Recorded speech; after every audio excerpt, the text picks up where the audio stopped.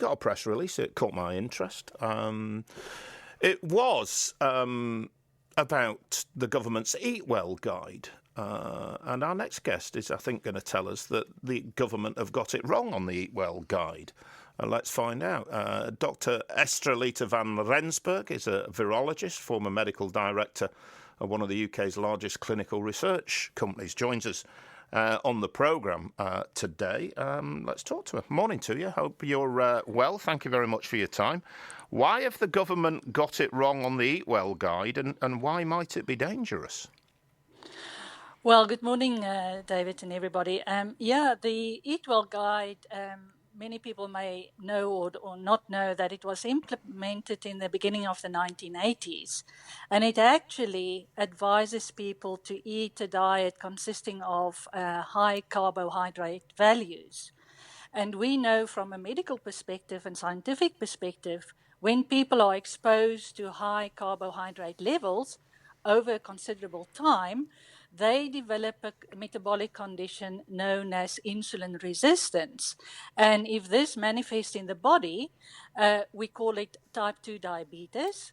If it manifests in the brain, we call it type 3 diabetes or dementia. So we very much know the pathogenesis of these lifestyle diseases based on the nutrition guidelines and what people are eating. Has the guidance not changed? I mean, several years back, I was told, look, you're type 2 diabetic, you got to do something about it, fat lad. And the guidance at the time was sort of eat pasta. Pasta was all right. Baked potatoes were all right for you. But now it's like, well, you shouldn't be eating pasta and baked potatoes because of the carbs. Surely they've changed the guidance. Well, they've maybe made some alterations, but basically the guidance hasn't changed at all because I think the problem is that people don't understand what carbohydrates are. Basically, all the starch, rice, pasta, even fruit and vegetables, snacks, all processed food are very high in carbohydrates and the sugar content. And as you know, when we go to the supermarket, 90% of what we find in the supermarket in the aisles are all highly processed foods, which are very high in carbohydrates. We're also being told not to eat fat or saturated fat, and cholesterol gives heart disease, which is completely unfounded. And all these low-fat products have got added sugars. So we are continually on a daily basis exposed to very high carbs and sugar content in the food that we eat. If you're saying that, and our other people I'm aware are saying that, why are the government not changing the guidelines? You say they've made some changes, so have they recognised that this might be a problem? Well, not if you look at the guidelines, no.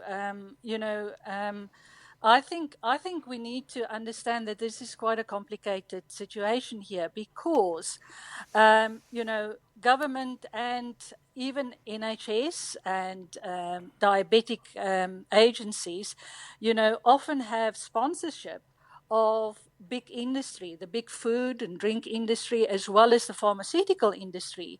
And these big industries have got a vested interest because obviously the food companies want to sell their food products and the pharma companies develop drugs for all these lifestyle diseases, for diabetes, for heart disease, and all of these things. So there's a perverse incentive there for them to keep on and, provide pressure on government and other organizations.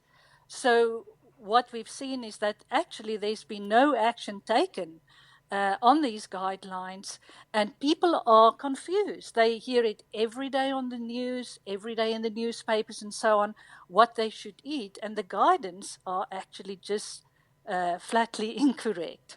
Right. So where should people go to get an alternative view? Because there'll be different views of this.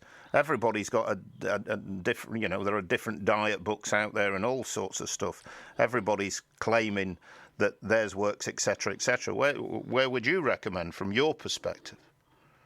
Well, I mean, that's one thing that we did during COVID is actually to sit down and write a book and, get the real information out there. So we've just published the book. It's called Eat Well or Die Slowly. The Die Slowly refers to the metabolic diseases that people develop.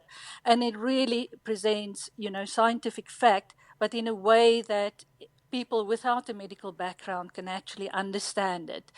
So And what should we be eating then?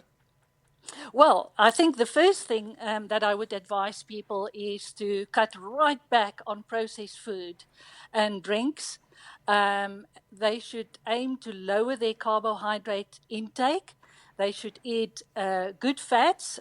Fats are not the problem. Saturated fat, animal products are not the problem. It's actually the high carb foodstuffs and the packaged food and the fast food outlets. Those are the stuff that people should eliminate from their diet. You mentioned type 3 diabetes. I've not heard that, and a link to dementia. Yes. Where's the scientific fact there? Where are the scientific papers there? Yes, that's actually interesting because before I became interested in the nutrition topic, I didn't know about this. So it was already in 2005 that Dr. Suzanne Delamonte of Brown University coined the term, and she was doing a lot of research on Alzheimer's and realized that basically, and this is the garden variety of Alzheimer's, the common one, that 90% of people get, are really linked to insulin resistance in the brain. So it's the same manifestation of type 2 in the body, but some people get type 3 or dementia in the brain. And also, if you look at people with dementia, there's a very high incidence that they also have type 2 diabetes.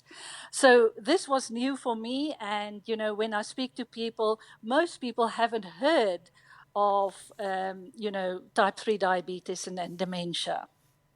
Right, okay. Thank you for your time. Are the government listening? I hope so, because they sincerely need to listen. If they have the interest of the people and their health at heart, they should listen very seriously to this. Nice to talk to you. Thank you very much for your time this morning. Much appreciated. If you've got a thought on that, Dr. Estrelita van Rensburg on the Bernsey Show today.